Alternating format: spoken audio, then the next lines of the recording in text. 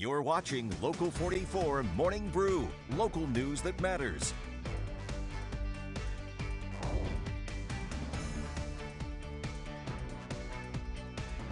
At this place in history, we're in West Rutland with the Executive Director of the Vermont Historical Society, Steve Perkins. What brings us to the cemetery today? We are going to be talking about one of the most amazing Vermonters. Who is it? So Lemuel Haynes. Okay. And he was a minister, a writer, a great thinker, and he preached right here in West Rutland for 30 years. Wasn't born in Vermont, but, you know, absolutely we'll claim him. Yeah, you know, that name sounds really familiar to me, so I'm guessing he's a pretty famous guy. He is famous, and yet what I find fascinating is there haven't been a lot of biographies written about him, but he had so many firsts. So he was an African American. He was born in Connecticut to a black father and a white mother. Not a lot is known about that very early childhood, and he ended up being indentured out, so raised as an indentured servant in Connecticut. Ultimately found a calling for education, and a good way to get education was to enter the church and be trained towards the church. He trained to be a minister. He learned other languages, ended up becoming ordained in 1785.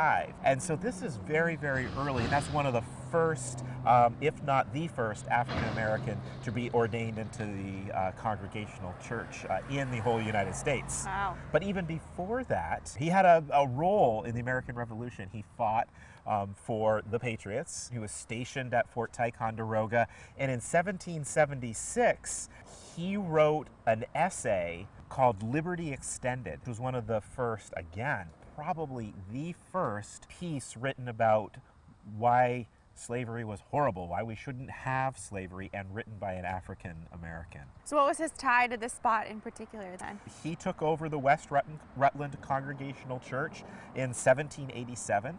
And he stayed here for 30 years, preaching to this community. Again, as you can imagine, it was Vermont at the time. It was largely a white community, but he led that whole congregation. And this was a kind of a hotbed by the time, you know, in the 18 teens of the Congregational Church kind of breaking up into different modes of thought. And we had something called Universalism and Unitarianism, and we've talked about this in other programs. He was right in the middle of that and wrote a number of books that received worldwide publication, arguing for, let's call it the older, more conservative view of Congregationalism.